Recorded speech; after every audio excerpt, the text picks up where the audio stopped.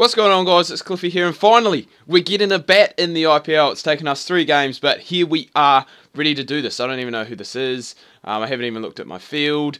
What's he bowling? Leg spin.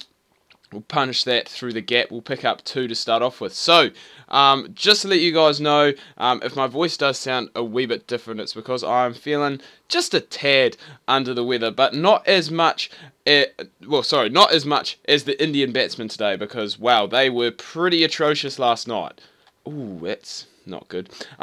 Yeah, they were quite bad. Obviously bundled out for 148 against England. MS Dhoni, the only player providing any real resistance. It's a bit uppish, but it's through the gap nonetheless. MS Dhoni, the only player providing any resistance. He scored 82 of the 148 runs, and the English seamers really shared it around. I think Anderson and Broad picked up 2 wickets each, and the newer boys around the block, both Chris's, obviously Chris... Ooh... Was that a chance? Chris Jordan and Chris Wokes picking up 3 wickets apiece. So obviously pretty good for them. And this is the final ball of the over. So we might actually try and go over the top depending on where it is. Yes, thank you very much. That's so easy. Why did I not do that first ball? It's gone for 6, ladies and gentlemen. Oh! Where have I been? Darren, Sammy, eat your heart out. After you've been struggling these past 2 games, they bring me back. Well, they don't bring me back, but I finally get a chance to have a hit. And so far, so good. So hopefully this fella here can go and just rotate the strike to me, which he has done. Good stuff, mate. I can't even remember who I'm batting with. Ifran Pathan, that's right. But yeah, apart from that, not too much really going on, I guess, in the world of cricket, apart from obviously there was that... Oh, that's big as well. That is huge. We'll take that. 100 metre 6. Yes, there was a test match between the South Africans and Zimbabwe, which ended in a result that everyone already knew. Obviously, the Saffers coming out on top there. I think they won by about 9 wickets in the end, but obviously that was already pretty much a foregone conclusion. Everyone knew that that was going to happen because, you know, South Africa, Zimbabwe, no question, really. Oh, nice shot by Ifran Pathan. That's going to go through the gap. And that's gone for 4 as well. So a lot of runs coming off the bat here quickly for the Sunrisers. And all of a sudden, we're looking at implying a pretty big score, I guess you would say. That may be a wide. I think he's called it good. He has called it good. So we'll just play out this next ball here. Because we are going at a pretty solid rate at the moment. So unless this goes for 4, which it's not, so a good decision not to run there. And again, a pretty good over, 12 coming off it there for the Sunrisers. But apart from that, I know New Zealand A took on Scotland, I think, in a 50-over game. I'm not 100% sure of the score, actually. I will just go and try and find that out for you guys. But I do know... Oh, damn it. I hope there's not a player out there. Oh, there fucking is. Damn it. I knew that was going to happen. I knew it. I knew I should have checked the field, but a brief cameo comes to an end from the captain. He scored 21 off 8, shaking his head a wee bit there because a bit of a poor decision in the end to go for that shot. Didn't quite get a hold of it, but we're still in pretty good shape, I must say. Obviously, 6 for 147, and hopefully we can bat a wee bit with the tail. Ifran Pathan can hopefully score a few more runs. We've got off to an absolutely flying start here. I'm actually going to keep myself out of the attack for 1 more over and bring in... How is Dale Steyn a 1-star bowler? I'm sorry, but that is ridiculous. Look at the man's record, for God's sake. How is he a 1-star bowler? Can someone please tell me that? He is one of the premier quick bowlers going around at the moment. That is just, oh my... That actually makes me a bit mad that Dale Steyn is only 1 star. I think I'm just still venting a wee bit from my batting performance. It's the same old classic Cliffy moment, ladies and gentlemen. We've got a bit of a good start. We haven't checked the field, and then we've just gone and played one straight to the fielder. I was sure there was a fielder out there as well, and I still went for it because I had confidence. I did a couple of 6s beforehand, and I was like, oh yeah, I got this. I got this, yo. But No, not to be. Anyway, let's see if we can find the score of that New Zealand game. Where is it? It must be under results. Obviously, it's not very well high profile, but I think Grant Elliott and BJ Watling both hit hundreds in that game. So, yeah, New Zealand A won by 199 runs. Jesus Christ. Batten first scored 347. BJ Watling 119 off 71. Who said he can't play limited overs cricket? I think he's definitely in with a shot. Oh, yes. See you later, Bravo, son. See you later. I definitely think that BJ Watling is in with a shot at a World Cup spot. I mean, obviously, he can keep. I'm just trying to think who New Zealand's limited overs cricket wicketkeeper is at the moment, because it has been a wee while. Luke Ronke. Luke Ronke down there. Obviously, Luke Ronke, a very destructive player as well, but I think, realistically, I think you can take both of them in the squad, because both of them, especially BJ Watling, offers enough with the bat to be in the team as a specialist batsman, not just for his wicket-keeping abilities. And then also you've got Tom Latham, who, again, he could slot in there as well, and he could slot in, again, potentially just on his batting ability, because he has shown in test matches that he is the real deal. Why do I not have a player there? Why didn't I change my field?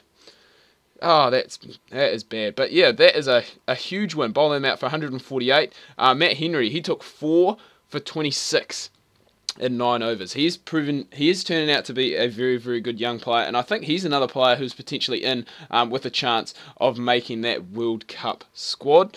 What else have we got here? Obviously, the Sri Lanka versus Pakistan. There is actually quite a few games going on at the moment that I didn't really know about. The Sri Lanka and Pakistan game. Now, this, I believe, is Mahara Jayawardena's final test match. Might even be his final game for the Sri Lankan team. Pakistan, in reply to Sri Lanka's 320, are 24 for 6. Harath, I think, has taken 5 of those wickets. He has been just a destructive bowler recently, and stop bowling on MS Dhoni's pads. We know he can bat. He scored all those runs for India overnight. But apart from that, not too much going on. I believe that the Caribbean T20 final is actually, I think it may be tomorrow. Don't quote me on that, but I think it may possibly be tomorrow. And I think there are a few Kiwis. Damn it.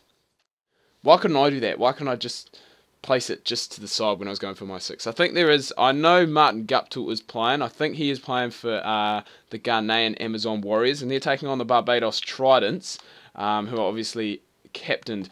Take that, MS Dhoni, trying to cut that, son. It's a bad decision. Just like your Indian top order. Bad decision. Yeah, obviously Martin Guptill plays for them, and I'm not sure if there are any Kiwis that play for the Tridents. I'm not sure. Yeah, can't remember. I know Ross Taylor plays for Trinidad and Tobago. He plays for the Red Steel, but I'm not sure about the others. Oh, it's another one. I need a drink because my voice is starting to go. It is starting to go.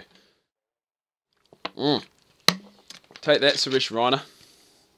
And all of a sudden, this is turning out to be a pretty good game for us. We scored that 21 with the bat. Probably should have been more. Should have been a bit more cautious, but hey, this is T20 after all. So we've now got 3 wickets.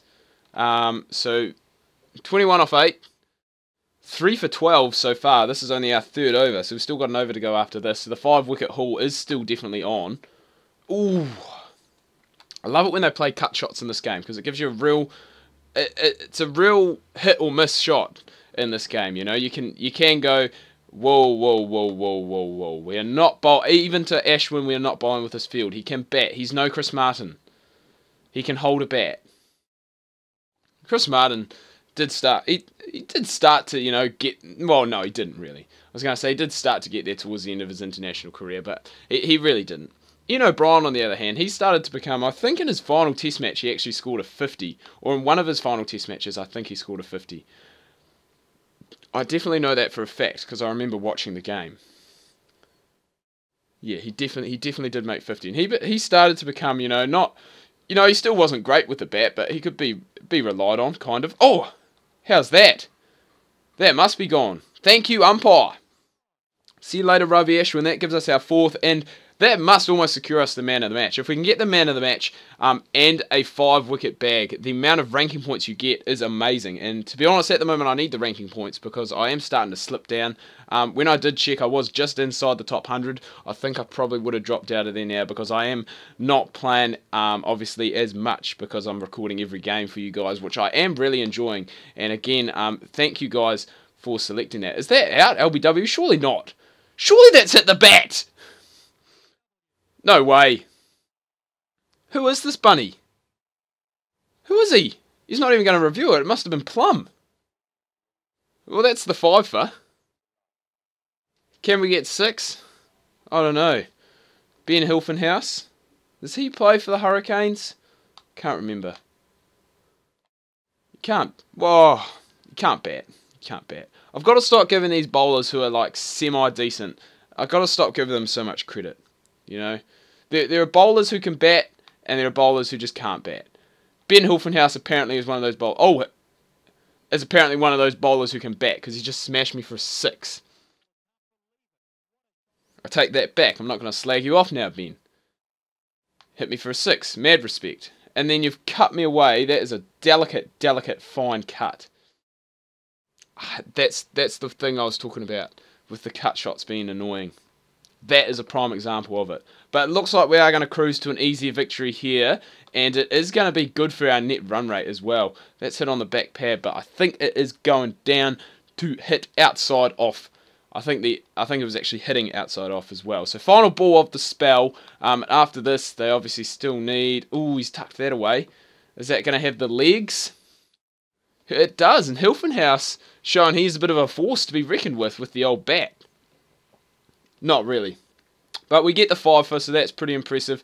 And then obviously they get some runs in the end. I don't think we bowled them out completely, but we still managed to go and pick up the win. I pick up the man of the match, and we win by 50 runs, so that is pretty impressive. Obviously my 5 for 25 and my 21 for 8 doing enough to win that man of the match. Anyway guys, I do hope you've enjoyed this video. If you have, please remember to leave a like. If you are new to the channel, please do hit that subscribe button. Do tune in tomorrow. I will have some more UFC. I'm bringing that back. People seem to be liking it, seem to have missed it a wee bit.